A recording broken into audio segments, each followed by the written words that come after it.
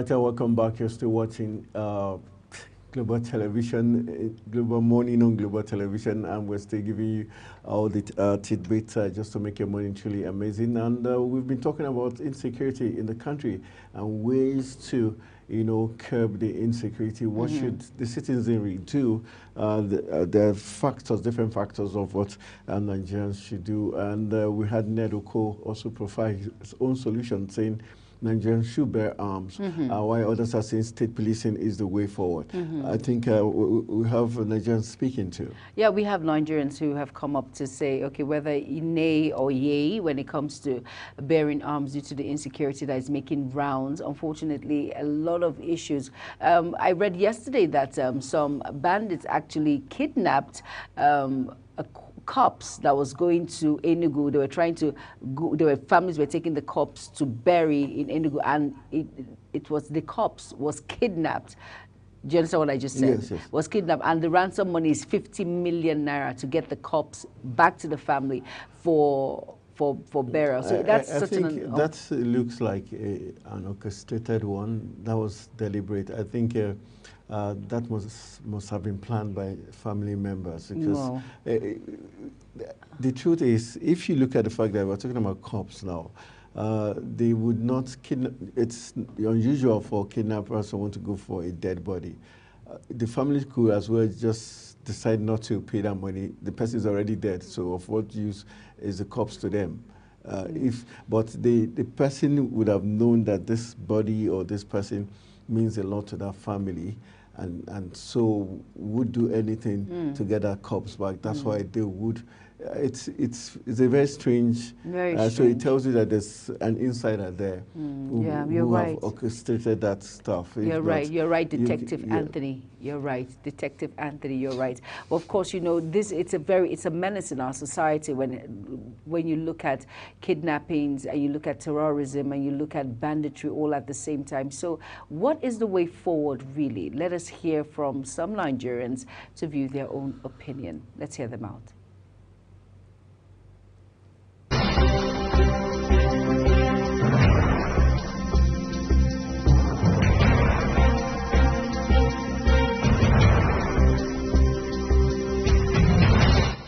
My name is Dr. Gini Olasoji.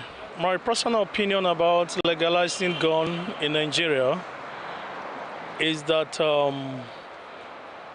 with the current security situation in the country, and for people to be able to defend themselves, I think it's a welcome idea if gun can be legalized in Nigeria, but it has to be regulated.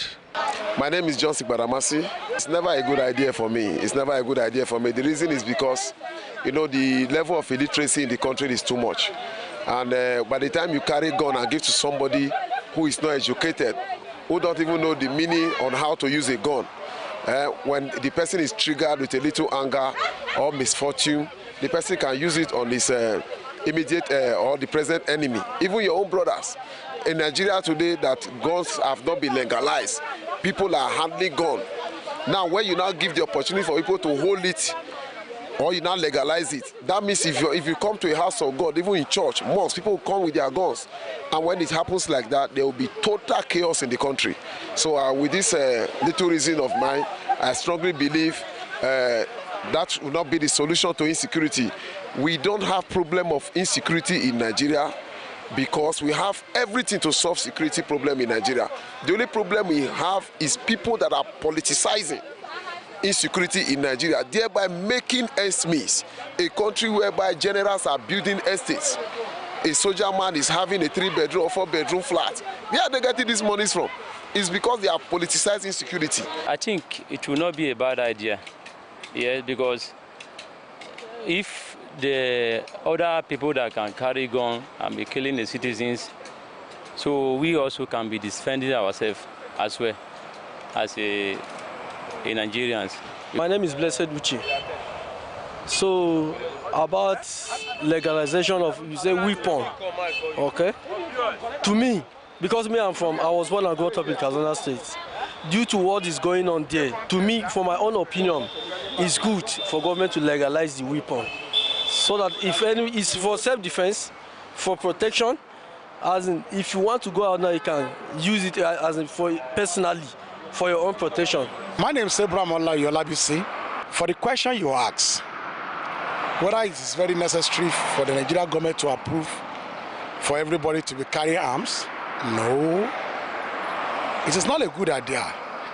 Nigeria, we don't have the patience to manage some little small crisis. I believe this one will return to religion anarchy. This one will return to robbery, masses of robbery. This one will return to more creating another more insecurity than before. I think I'm the best person to advise the federal government. The president has come up with state police. Let the state police to come up. Let the president, the National Assembly, and the president to come together and sit with special advisor to Mr. President on security matter that they should approve or give license to the state government to import their own gun for the state police. Because the president will complain about different vigilante, that some of them too are doing what? They are doing robbery, doing some insecurity.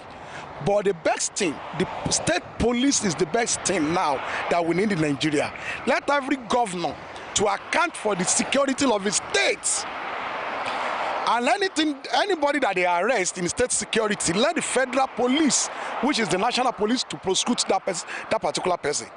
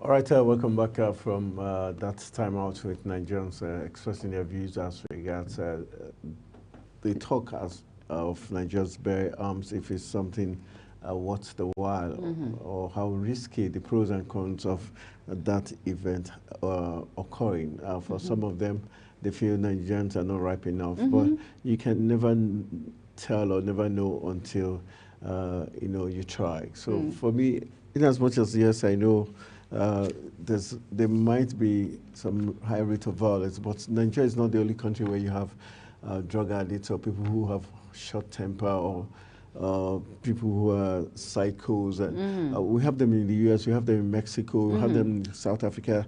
At least the crime rate in those countries are also high. So I think we should focus more on what the idea is to safeguard Nigerians against the bandits and terrorists.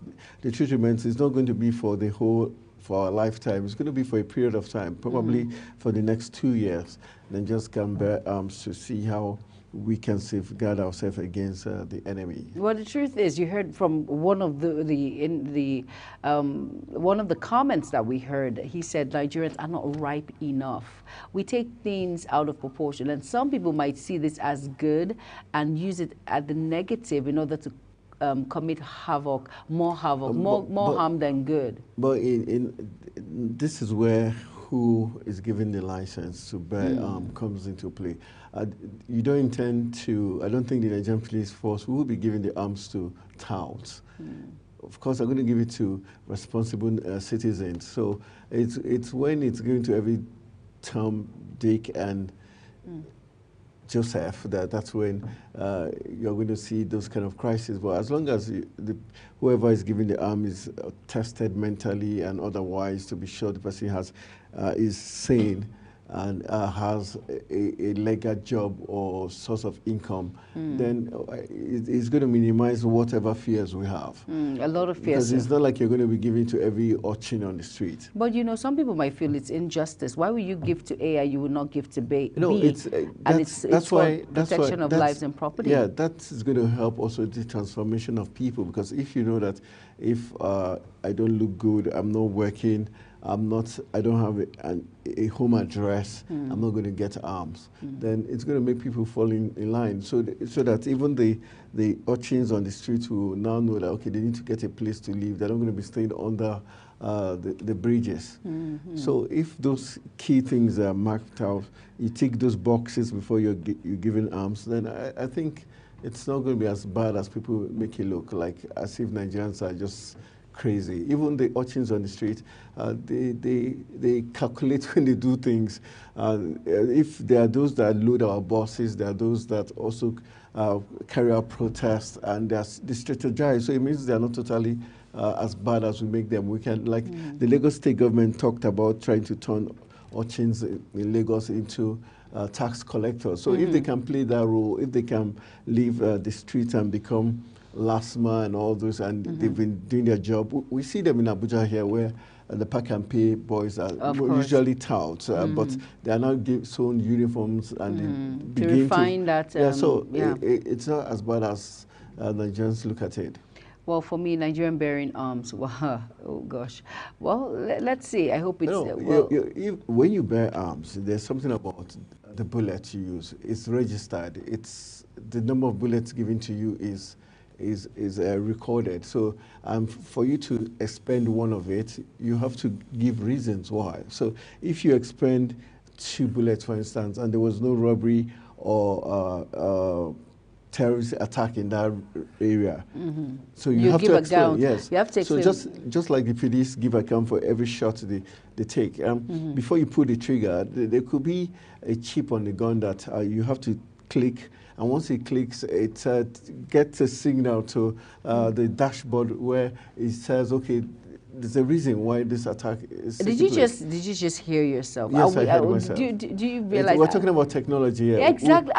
We've not gotten to that level yet. There, but we've not gotten up to in this space. Yes, but we as Africans, Nigerians, have we gotten to that level, Anthony? We have. It's just for the government to acquire this equipment. With lots of with the middleman that we see all the time, with people in governance, with people that all they think about is corruption. Are you not the one that we brought the news of? Are we not trying to find a way out? For as much as we're finding the way out, we have to be realistic. As far as I'm concerned, being realistic is very important. So, now look at what just happened now. Nigerians, let me just deviate a bit. I'm not talking about lives and property. I'm talking about the high cost of living in Nigeria. Nigerians are crying. Starvation. Protest is about to kickstart in various geopolitical zones.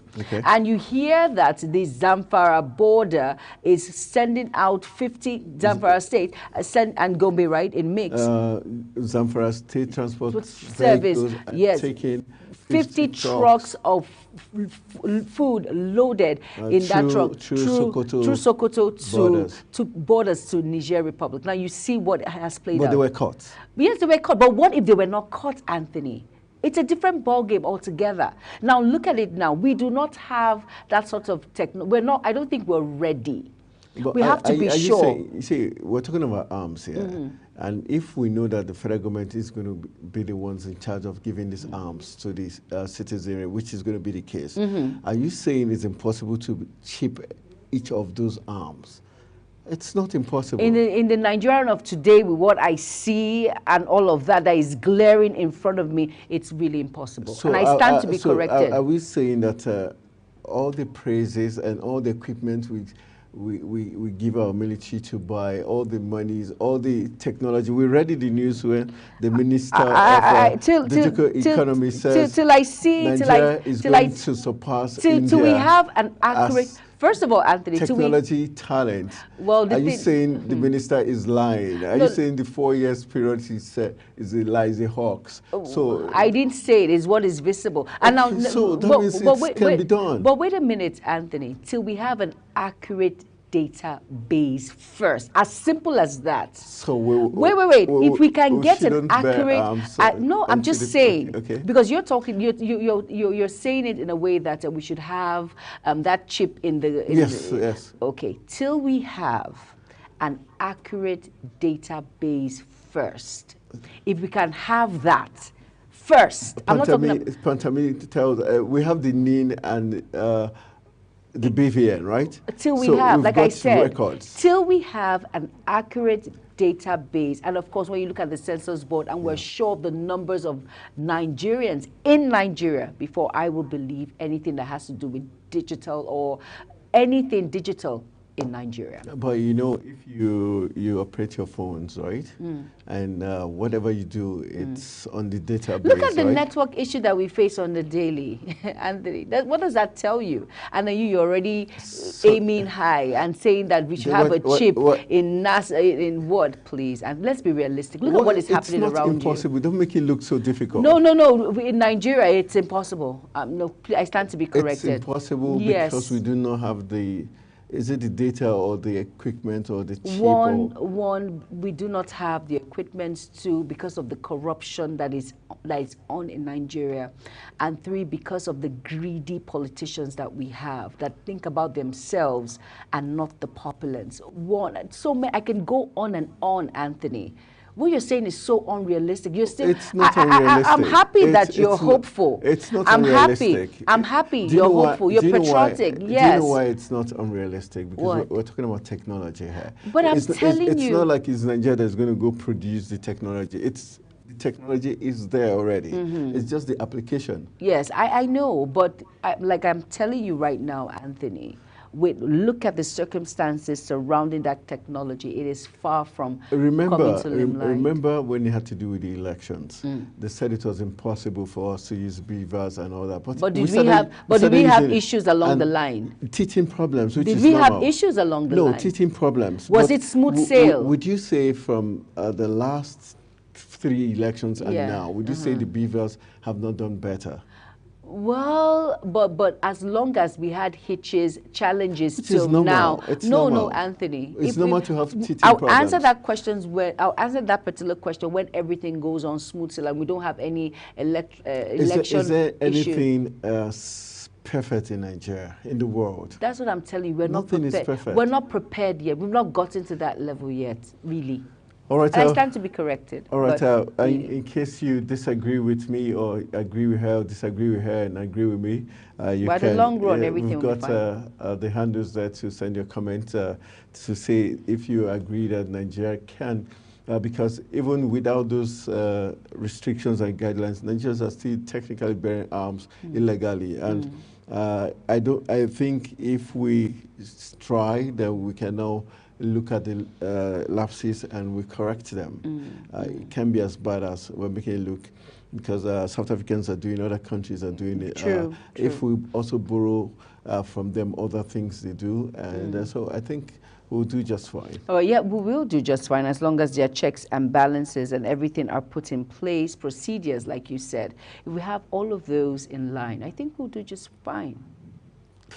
All right, we'll go for a very quick break. When we return from the break, we'll be talking other issues. Stay with us. Don't go anywhere.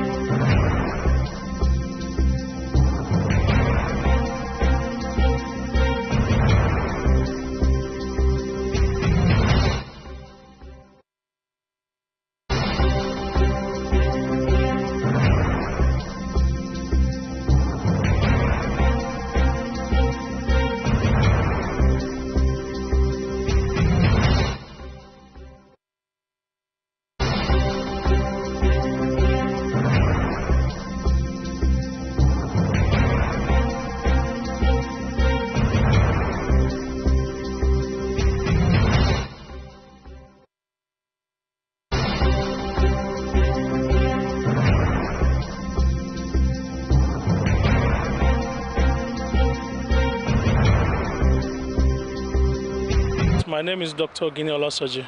My personal opinion about legalizing gun in Nigeria is that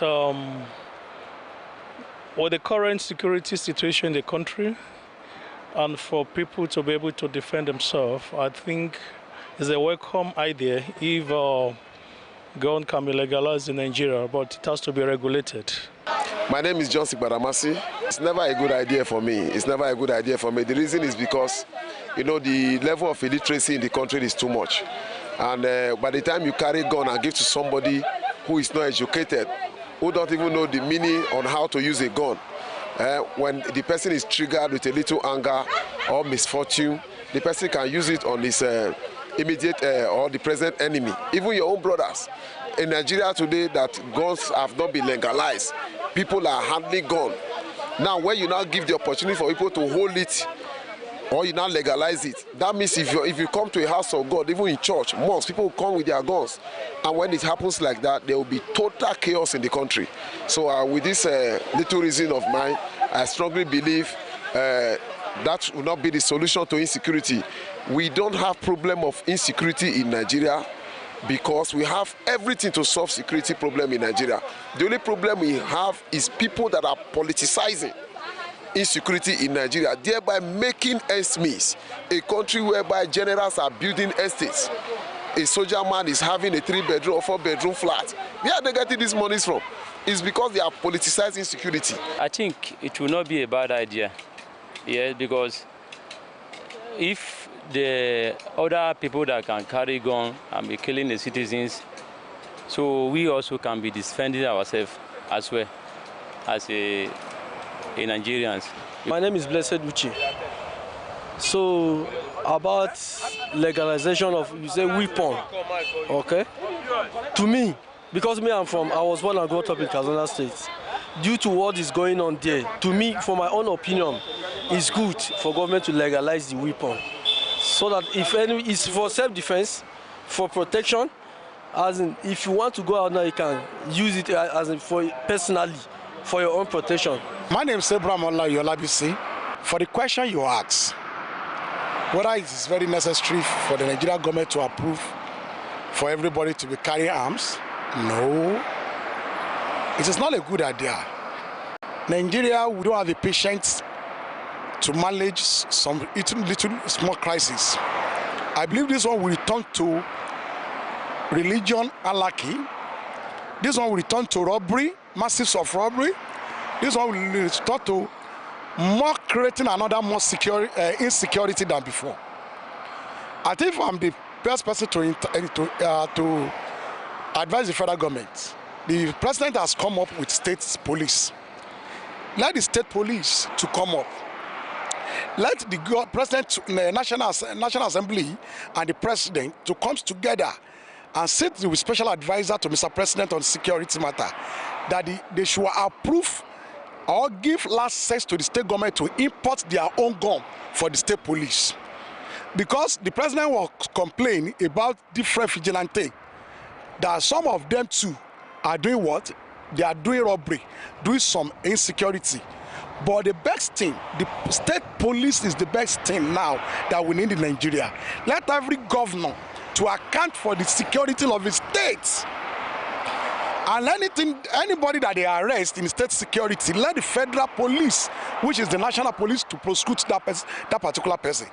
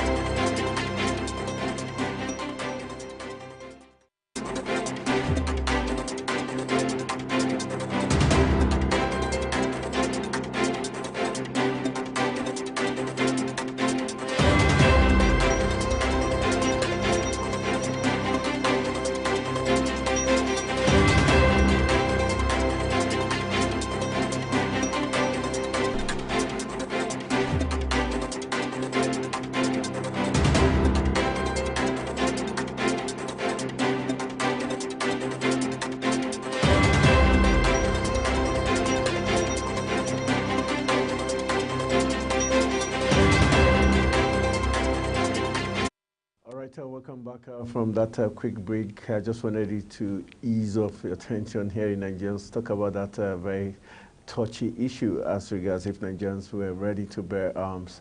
And Juma and I on different page on that issue, me being very positive and patriotic and trusting Nigeria's military and police to get the job done and equipment. She says we don't have that kind of technology and maturity to do that, but I think we can. Yes, we can. Remember that slogan when Obama said he couldn't do it. But I said, yes, we can. Yeah, because he has everything put in place. So Nigeria yes, has everything put in place. We've got our CCTV cameras. Yeah, right. We've got the Inspector General of Police in place. We've got all the right men in place. Of course.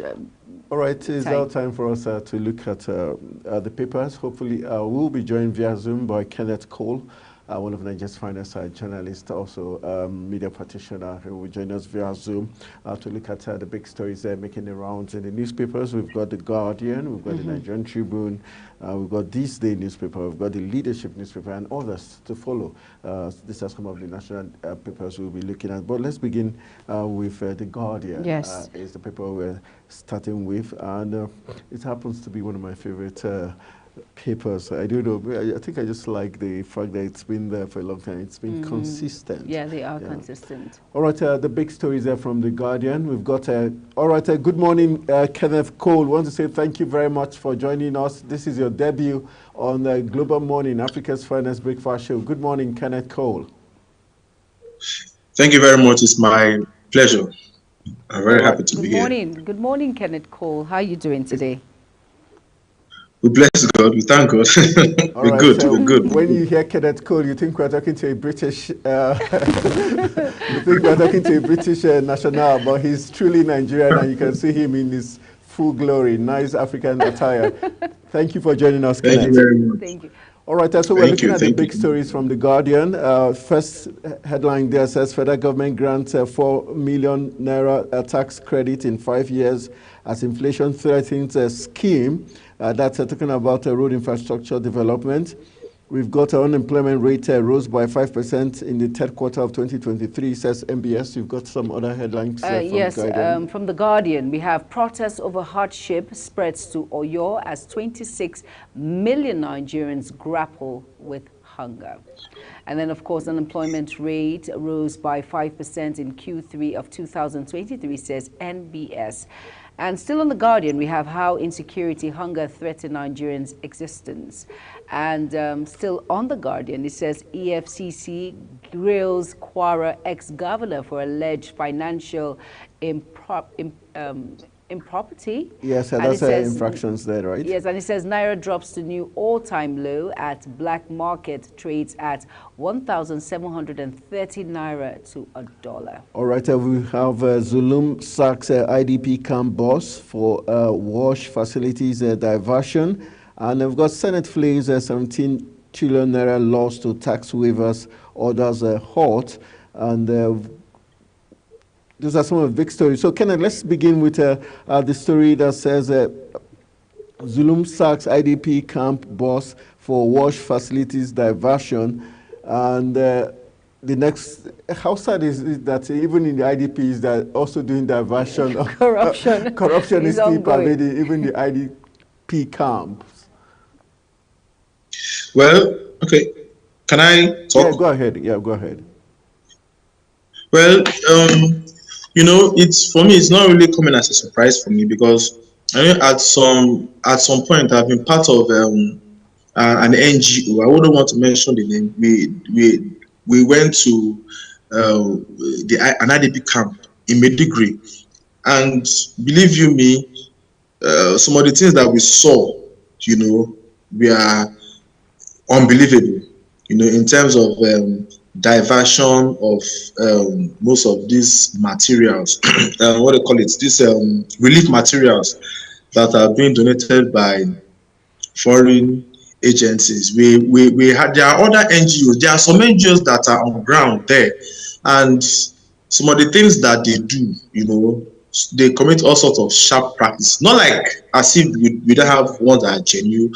So there are a lot of we saw racketeering of different sorts. Even we came with our own relief materials, and we had some camp officials trying to they wanted us to just leave it with them to get. We came in with some drugs, this vaginal drugs and some other drugs like that, and but we had to insist that we give this item directly to the people.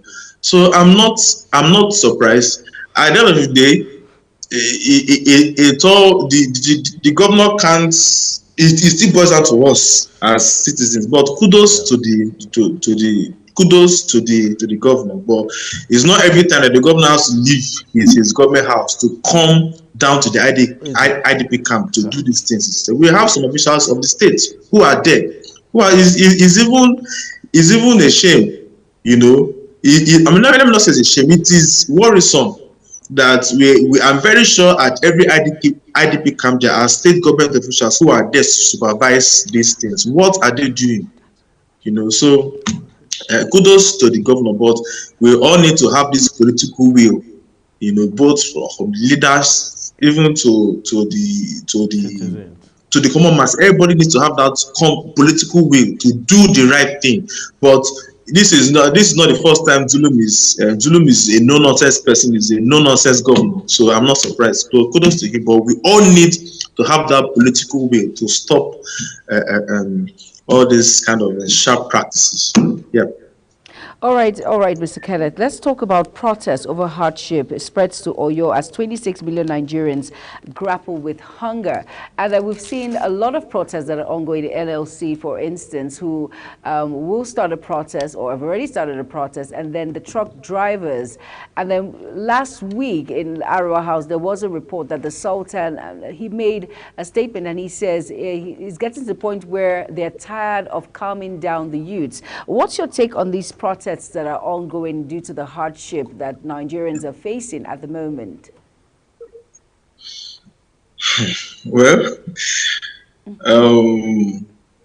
it's I don't know where to start from actually, but yes, the protest, it is not surprising.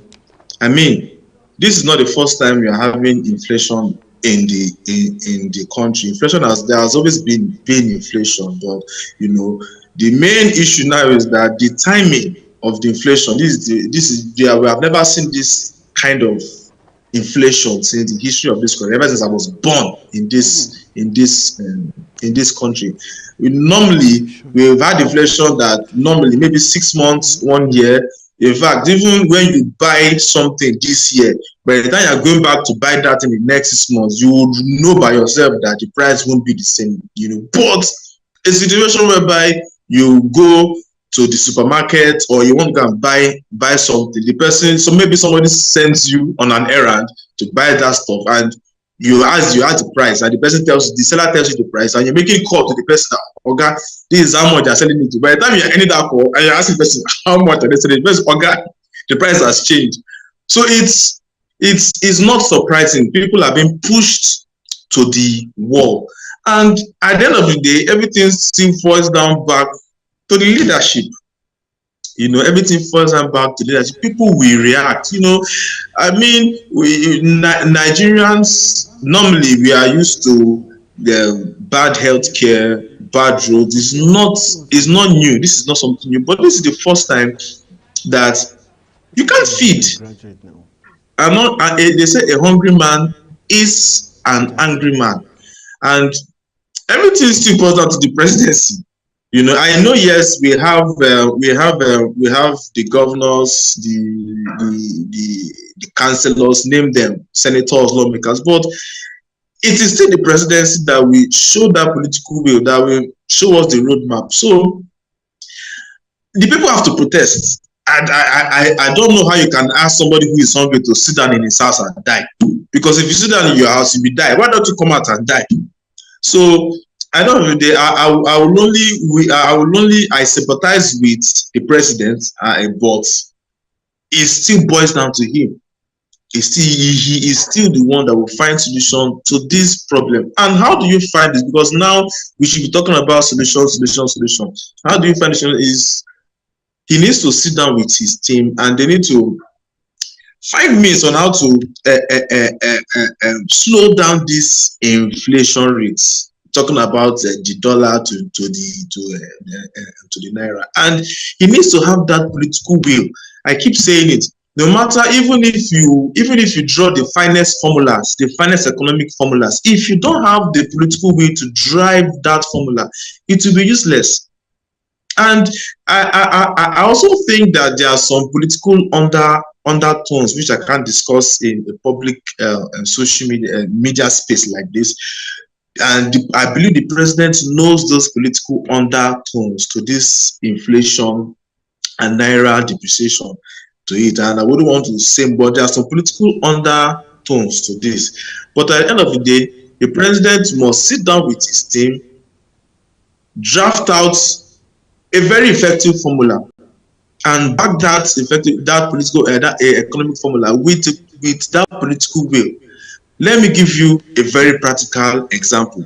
It is only in this country where we have, I don't know, I have friends who are outside the country. I've only been outside the country once, where you see people sitting under trees by the roadside determining the exchange rate of a whole nation. You know, why can't we now we need to say, okay, fine, if you need dollars, go to the bank and get your dollars. And the banks themselves, they need to be held accountable. That is why we have this. That is why we have what they call it, CBN. You need to be, if normally with the way it is now, if you need dollars, you go to the bank and get your dollars. For what I'm just trying to say, is that you see these BDCs or whatever they call them, they need to ban them for now. If you want dollars, you go to the bank and get your dollars. It will help a lot. So let me give you time to speak. All right, let's move on to the next paper. We've got the Nigerian Tribune for the want of time. Big stories there from the Nigerian Tribune says manufacturers agree with the federal government to slash price of cement. Companies list conditions, say products won't sell more than 8,000 naira. Then we've got Shegu Sani is a rider there. State Police is Mirage, recipe for anarchy. We've got Lion Kills OAU Zookeeper. Expert differ on food inflation increased by 40% in 8 months. And unemployment rate in Nigeria rose by 5%. APC Edo Guba Primary is the kicker there. The Kerry, another aspirant, Storm Party Secretariat demand for certificate of return. Then we've got legal luminaries pay tribute as Oyo Judiciary holds validatory court session for Akeredolu. Okay, let me first. Okay. And then, okay, you've read experts differ as food inflation increased by 40% in 8 months under Tinubu. Disco, you've got a story on the bottom plate. Disco, Abuja Disco. Budget? No, I haven't. Yes. All right, let's look at okay, sorry. Abuja Disco threatens to disconnect presidential villa, barracks, 84 MDAs over 47.1 billion naira debt. All right, let's look at the big story. The manufacturers agreed to slash the price of cement. For you, how positive is that news for Nigerians? Well, I don't see that as a positive news. To be honest, I don't really see that as a positive reduction news of the price. I mean, this is cement that we were buying 5,000 at most, depending on the area you are in Nigeria. We're buying it at 6,000 at most. Now we are being made to buy it at 8,000 naira. And mind you, if you look at, there is a caveat there. They said it's not the entire country, which means that in some places it might still sell at that 10,000 naira. Okay. So, and if you look at it properly, if you look at the root cost of everything still boils down to the fact that the cost of manufacturing has increased. There is, because when there are issues like this, you look at the root cause of these issues. But the fact that the materials used in production of this cement are all locally based, so why should it increase? They're not importing any of the materials they use in producing this cement in Nigeria. Yes. Wouldn't you say Nigerians are the ones, hurting their fellow citizens? Well,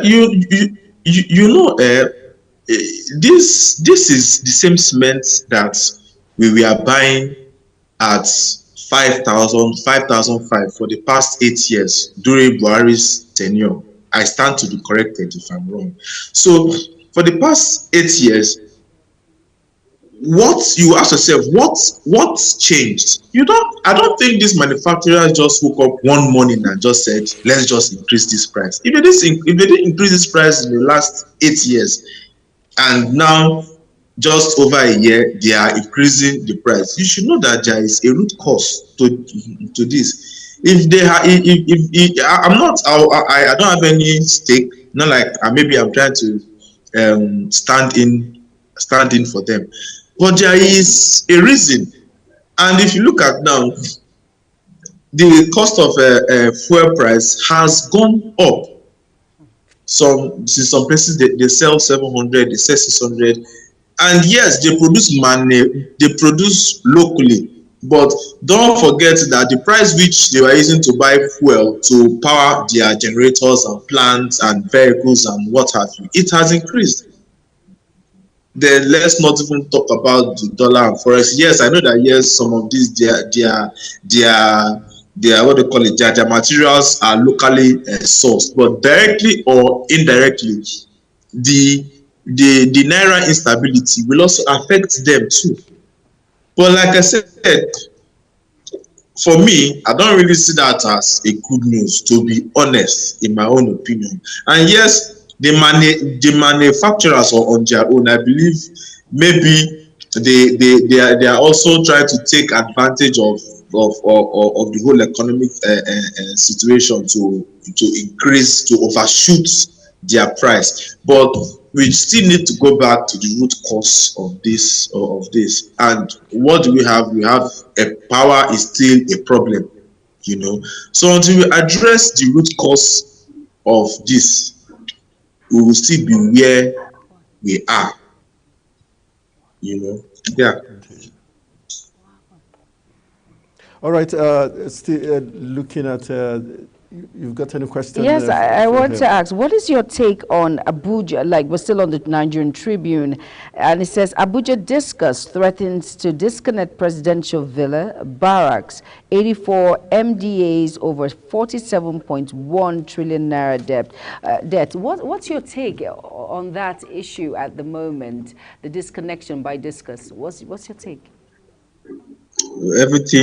Everything still boils down to what we have been saying over the years: corruption.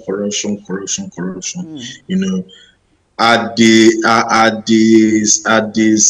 Senate, at Senate, as a journalist, I've been privileged to cover different budget defense sessions, and definitely one of the items you find in the ministry's budget, whatever, is power, electricity bills. You have it there in the budget, but now it is surprising that Abuja Discos come out and say they have not paid. But every year in year out, you have these MDs that is always provided in the budget, electricity bills. But now we are where we are, and it is also embarrassing. It's embarrassing, to be honest, that the seat of power are owing NEPA bills. And what does this tell you? You find out that even people at the grassroots, they will not even be inspired to even pay NEPA bills. That is why we have people this bypassing and everything. Because now, what example are these MDAs, the presidency, what example are they showing? Exactly. They are not even, and that means they are even encouraging people to not. I mean, it's quite embarrassing. But like I said, everything still boils down to corruption. Corruption. Every time we see, every time they are defending their budget, it's always the electricity bills, and it's always approved. It's always approved. So how come they don't pay or they don't remit this? It's quite unfortunate. And when we talk about this is why I keep saying, when we talk about the political will, the leadership must first show that example. They must first show that example. Now, in this case, now how do you encourage people to pay their bills? You know, because with this now, everybody will want to start finding ways to cut corners. Yeah. All right, let's quickly run into we've got this day. Okay, this day Red Cross declares Nigeria's hunger crisis alarming, demands immediate attention. That's coming from this day newspaper, and we've got other headlines. Yes, we do. On this day, we have Shehu Sani. He says state police is a mirage, recipe for anarchy, and Dangote Bois Refarmed agreed to reduce cement prices to 7,000 naira after meeting with federal government. All right, so Kaneko, let's get your take. Red Cross declaring Nigeria's hunger crisis alarming, demands immediate attention. Do you think we need international organizations like the Red Cross before the government knows how sincere Nigerians have been crying and protesting? And what does this do to our international image? Well, it's quite embarrassing, you know, that international organizations have to let the government in Nigeria know how serious. Because I said it, I was speaking to a friend one day. I said most of those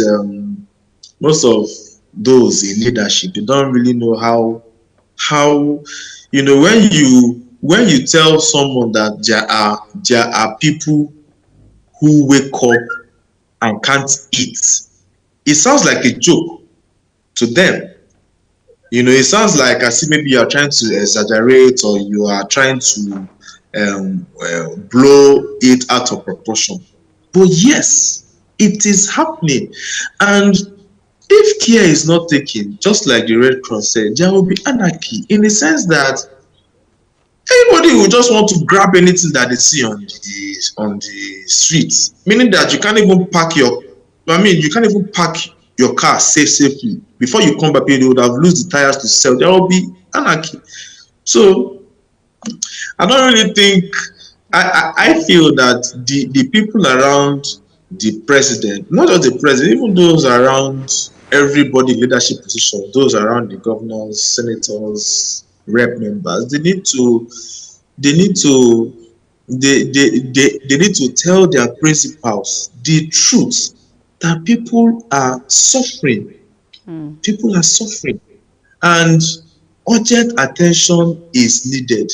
I know the president made mention of releasing grains from the national storage and whatever, you know, but it's just like that one is just like a drop in the ocean, because those foods, or let me just say, those food items are stored they are only meant for when there are what they call crisis. Maybe you have flooding in a particular region, they go there, lift and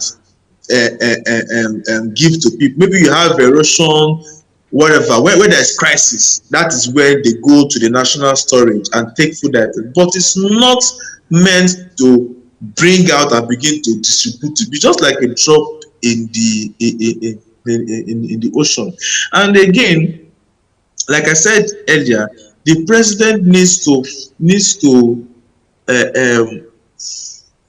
there are some political undertones in this, because there are some, whether we like it or not, one thing about this country, we don't like to tell ourselves the truth. There are religious and tribal settlements in this country. It's something that we need to admit. Now, there are some moves which the president has been making. I will give you an example. The relocation of certain federal agencies, from the capital territory to the north.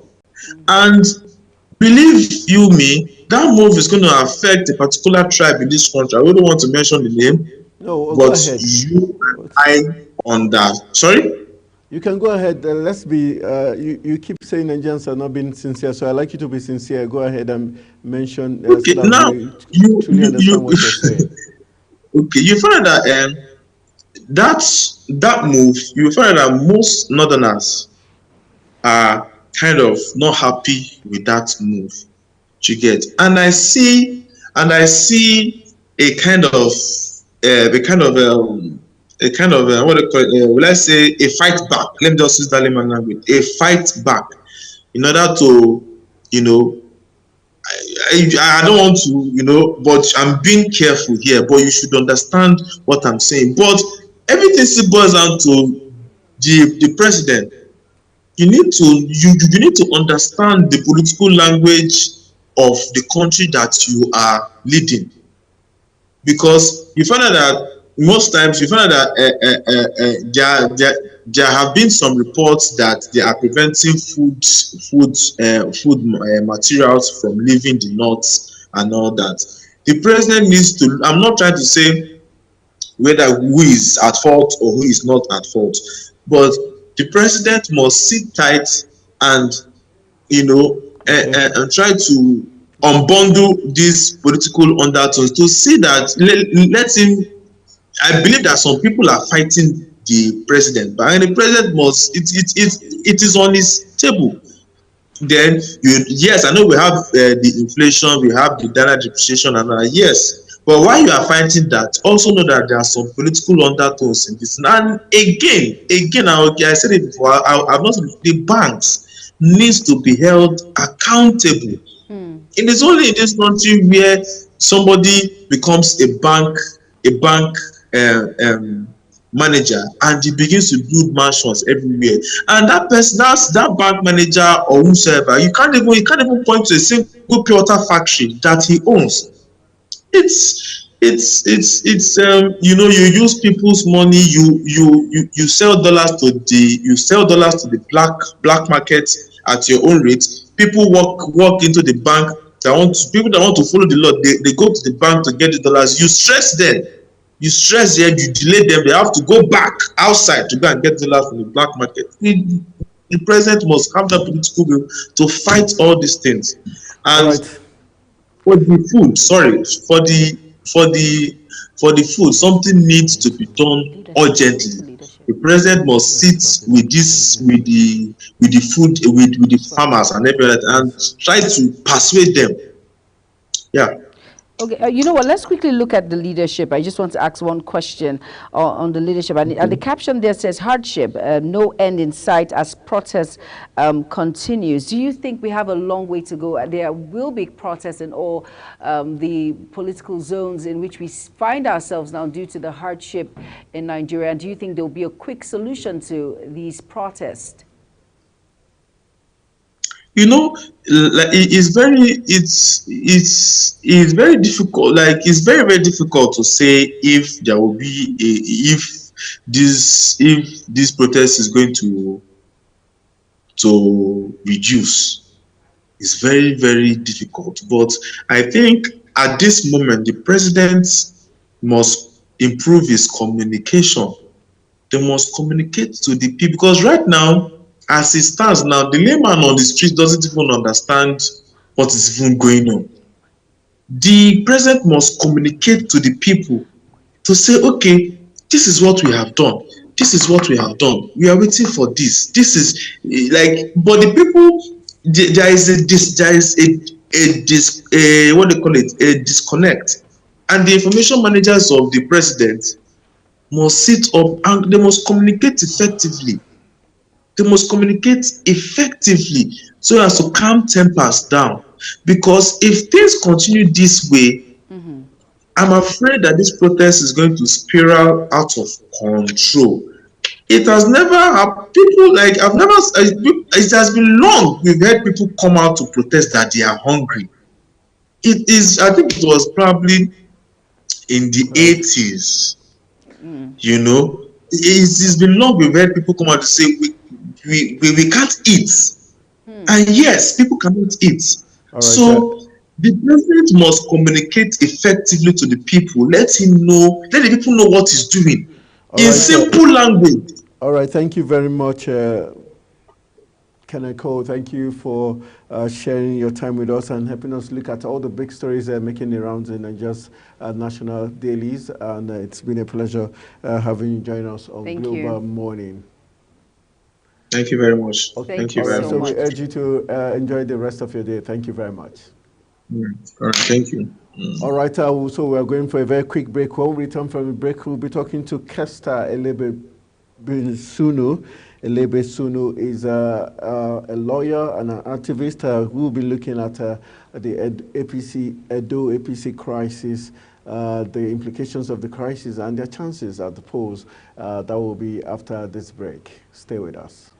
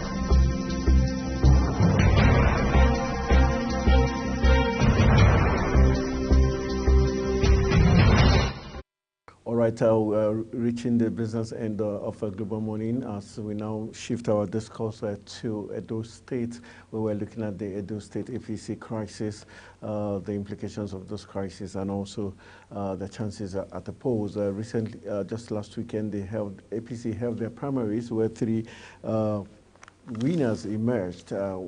Very interesting. The returning officer in the person of Oju Babatunde, who says he represents the entire returning officers of all the local government area, named Anamero Dekiri as the winner, while Stanley Uboaja, who is the next returning officer, named Monday Okpe Bolo as the winner. Then, very interestingly, Hopus Odima, the governor of Imo State, and who is the chairman of the electoral committee set up by APC, named Dennis Idahosa as the winner of the primaries. So what it means, we've got three winners the APC primaries, and it took Tony Adu, who is the leader of the youth party, of the APC, taking youth to the secretariat and bringing out bags of rice, furnitures, and saying they were going to sit in that office, cook and eat until the committee is sacked. All right, so these and other things are playing out in Edo State, so we want to look at what this means, the implication of this crisis already brewing. And on Thursday, that's talking about 2 days from now, we'll be having the PDP also hold their own primaries in Edo State. Their delegate list is already out, so we'll get to see what is going to pan out from the PDP. Okay, we've got Kester Elebe Sunu, who is a lawyer and an activist, to help us look at this crisis brewing in the APC in Edo State. Kester, nice to have you join us this morning. Good morning, Mr. Tony. All right, how are you today? Let's look at what's happening in your home state, Edo State, where 3 winners have emerged from the APC primaries. We've got Stan Ugbaja, who is the returning officer. He declared Monday Okpebolo as the winner, while the chairman of the committee set up by APC, Hope Uzodinma, governor of Imo State, declared Dennis Idahosa as the winner. Then we have one Ojo Babatunde, who says he's representing all the returning officers in the local government areas. He naming Anamero Dekiri as the winner. What do you think is really playing out in Edo State? Yes, thank you so much for having me this morning. It's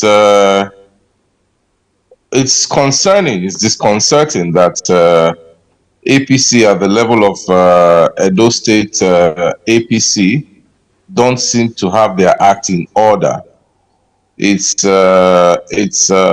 highly surprising because they've had enough time before now to put their acts together and then to organize themselves to hold a primaries. Unfortunately, the outcome of the primaries has left a lot to be desired. You see different factions coming up with their own candidates and then announcing these candidates as the winner of the primaries. This reveals that there's a deep chasm in the APC at the level of Edo State, and then it weakens the position of the party, the strength of the party, and it gives the opposition or other parties a chance to to be able to claim victory at the end of the day eventually. So that is the likely effect if they don't quickly put their house together. Let's look at for INEC. What should be INEC's position now, looking at the fact that this event has thrown up 3 candidates? What should INEC be doing to correct this anomaly?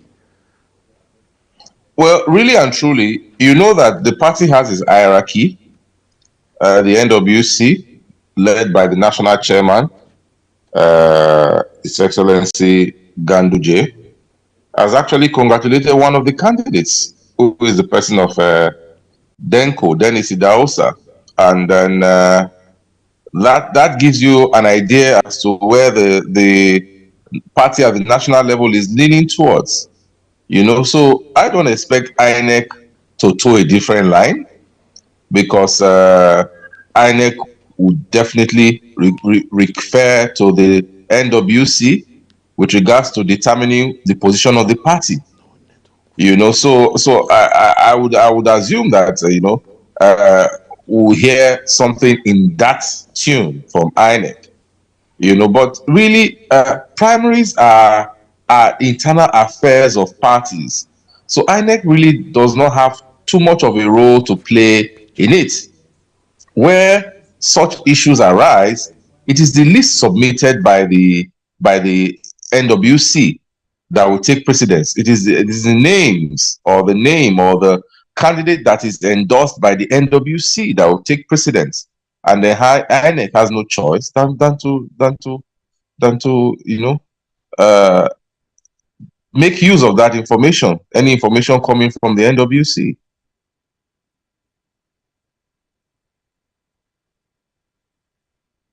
Look at in terms of now the actions of Tony Adu, who is the youth leader of the APC, taking whether party members or supporters or talks to the secretariat, taking charge of the secretariat and causing mayhem.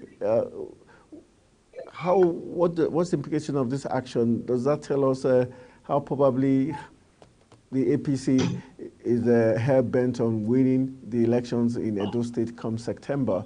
And shouldn't the security apparatus of the state and the party be called to question why this is happening?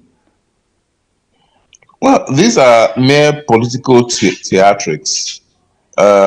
If you are from Edo State, or if you are conversant with the happenings in Edo State, people like Tony Adu, popularly known as Tony Kabaka, are political hirelings whose activities do not really have much of an effect or an implication on the political outcome. You recall that in the last election, Tony Adu was in the camp of the candidate who lost the election, Pastor Osage Izeyamu, with the much touted lions and tigers speech he made and all that. I mean, the election, his candidate lost the election. So his actions are nothing more than mere political theatrics. I'm sure he knows where to draw the line. I'm sure he's only registering his displeasure or the displeasure of his interest group as to the outcome of the primaries. And I'm sure he knows that if he goes, beyond the line of law and order, he'll be called to order. So I really don't see his actions having too much of an effect on the political outcome. All right, let's go for a very quick break here. When we return, the discussion continues. Please stay with us.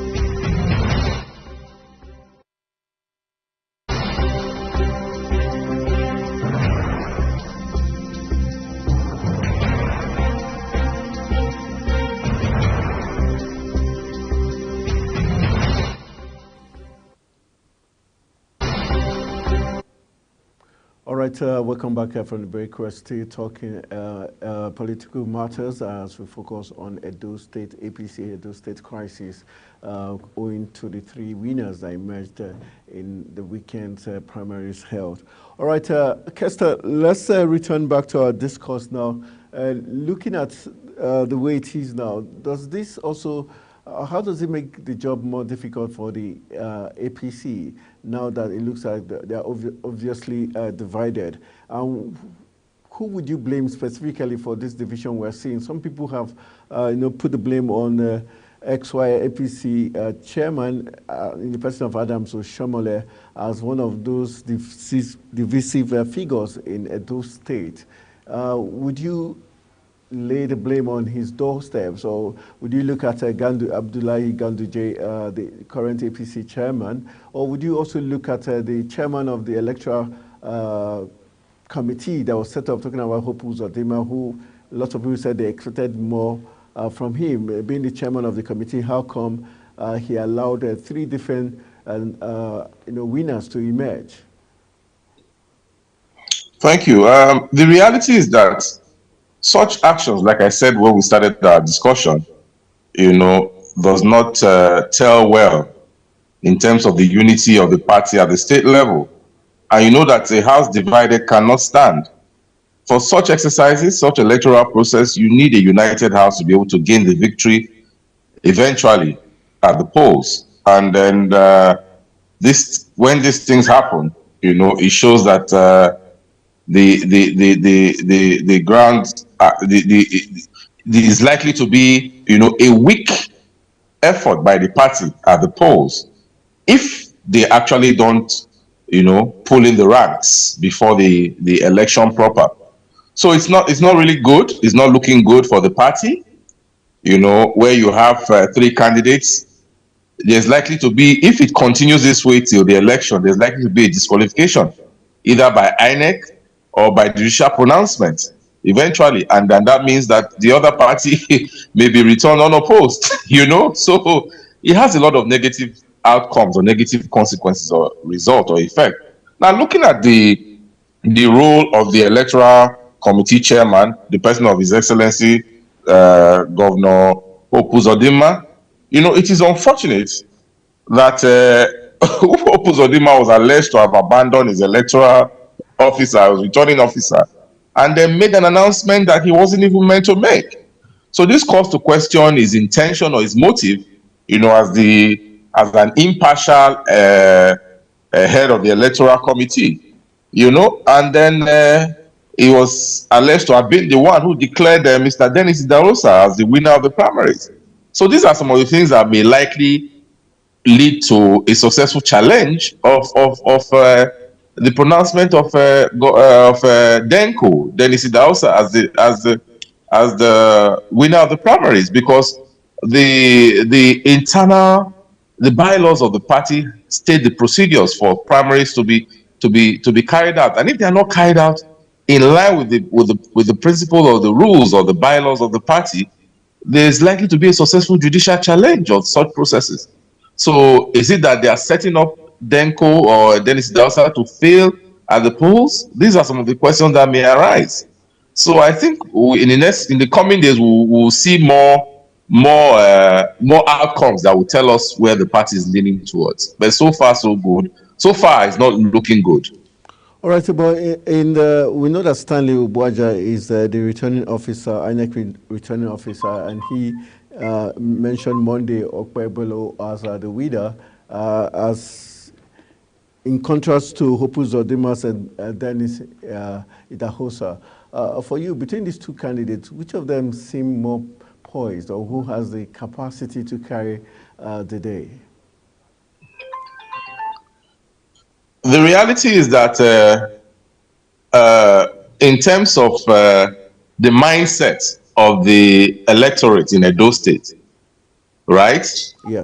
They are actually leaning towards governorship aspirants or candidates from the Edo Central region of the state. And then Monday Okpebolo is from Edo Central. So assuming that the party puts his house together and decides that he is the actual candidate, in my opinion, I think they will stand a stronger chance of winning the elections, you know. But having said that, the aspect of the returning officer, if the person who announced Monday Okpebolo is actually the legitimate returning officer, because I heard there's also another returning officer who also announced a third candidate. He said, yes. Ojo Babatunde says he represents all the local government returning officers. Well, like I said, we have to look at the party rules and know who is actually authorized to be the returning officer and who is actually authorized to announce the winner of the primaries. So if the returning officer who announced Monday Okpebolo, Senator Monday Okpebolo, as the returning officer, as the candidate, as the winner of the primaries, is actually the legitimate returning officer, I think it stands to reason to believe that that announcement might become the one that will be ratified if the party is going to play fair, you know. But then it's yet to be seen the position of the party going forward. But as it is right now, the the NWC, in the person of led by the national chairman, has endorsed Governor Hope Uzodinma's candidate, who is Dennis Idahosa. So yeah, so that's where we are, unfortunately. All right, on Thursday, the PDP is bound to also, carry its own primaries. What are your expectations? Already, the delegate list, according to them, has been, approved, and they've got the delegate list. What are your expectations in terms of the PDP, and what lessons do you think the PDP would have learned from the APC in order not to find itself in the same boat? You know, I come from a culture steeped in parables and all that. It is said in my culture that an orphan who doesn't have parents, when you are going through the neighborhood of children who have parents, and they take advice that those parents are giving their children and they apply to their own lives. So I would expect the PDP to actually learn from the challenges the APC is going through, the mistakes or the inadvertence of the APC, and then quickly put their house in order so that their own situation will be different. As it is, I'm not really too surprised at the outcome of the APC primaries, because it was already stormy, leading up to the primaries. There were already pockets of discontent and then, attitudes of uproar that the primaries were likely to be skewered, and then we saw what happened. But in the case of PDP, it's more of a quiet situation. I'm not really hearing any negative aspersions and all that. So it's likely that all the participants, all the stakeholders will actually, obey the rules of the party. If the candidates, or if all the stakeholders, all the participants follow the rules of the party, there's likely to be no issues. When they choose to be laws unto themselves, that's where you see this kind of outcome as it happened in the APC. So I'm sure the PDP, barring any last-minute hitches, would have a smooth primaries. Okay, let's look at, still going back to the three winners that emerged for the APC. We know that Hope Uzodinma was among those who went to receive the president on his return after his trip abroad. Do you think he will be passing the message to say that Dennis Idahosa is the anointed one against Monday Okpelo, who was named by Stanley Ogbaja, the returning officer? And do you think that's going to pitch the presidency against INEC technically? Really and truly, Mr. Momodu, it is yet to be seen. I would hope that hope, as the name implies, would want to do the needful, do the right thing, be fair, and come to equity with clean hands. Judging from the uproar that came out of his pronouncement of Dennis Idahosa as the winner, as an established and experienced politician, he knows that it is not in the best interest of APC in Edo State to persist in illegality, to persist, in trying to force a candidate on the party. It will amount to a fait accompli. It will amount to discontent in the party that will give the advantage towards the opposition. So I'm sure that in due course, all these interests would align properly in the best interest of the party. So for now, I wouldn't know what Hope Uzodinma would do going forward. We all know what he has done so far, and judging by the outcome, it has not been met with a favorable response. So I'm sure that if he had interest of the state at heart, he would probably reconsider his actions and then make amends and do the needful. All right, as we wrap up our discourse, let's look at, is there a possibility of any deflection at this point in time?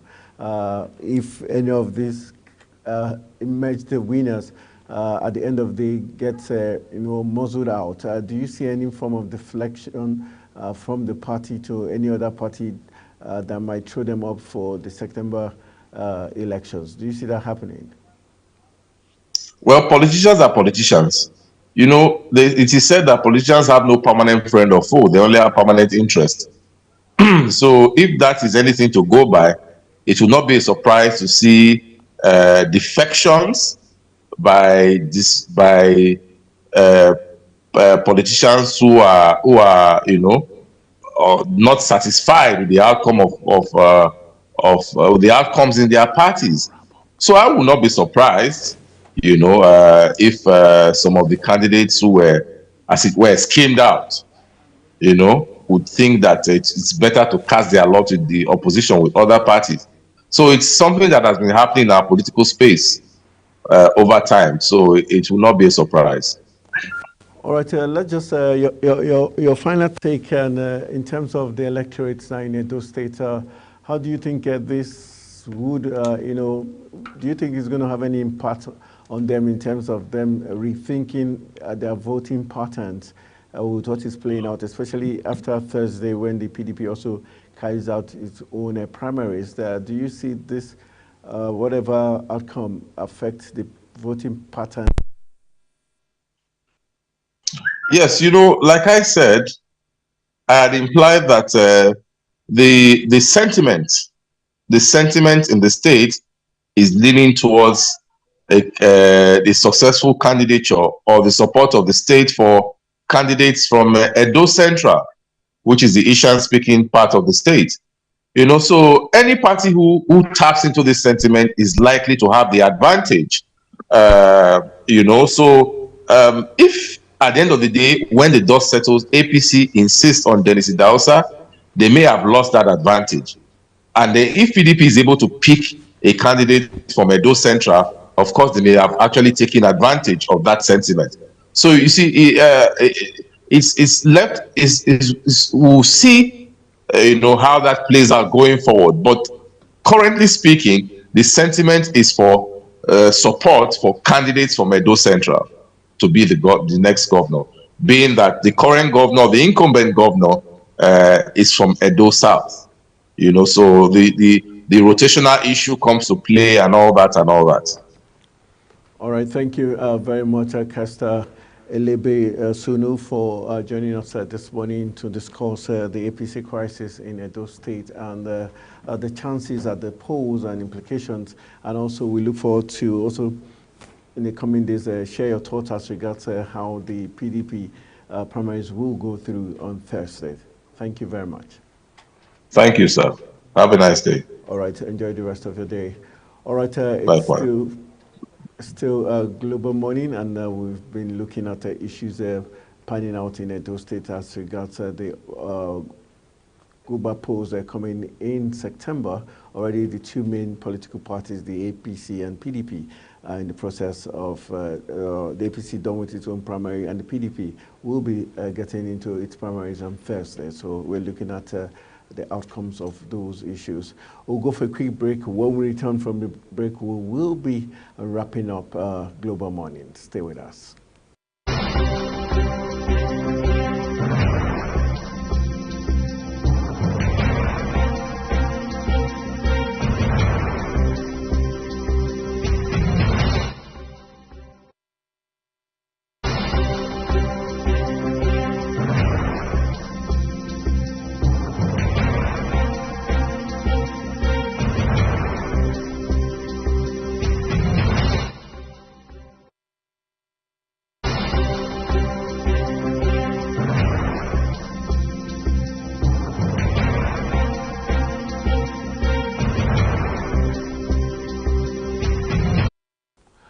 Welcome back from the break. You're still watching Africa's Finest Breakfast Show, and it's time when we say good boys after sharing our mornings with you. It's a Take Back Tuesday, don't forget. And of course, hope you've had an amazing time. Hope you were well informed on the issues making round in the nation. And of course, we have to say good morning to you. I am Jumai Manson, and my co-host Anthony Momodi is my name, and thank you for joining us all through, and we're wishing you a very beautiful day ahead. Have a fantastic day. Bye-bye.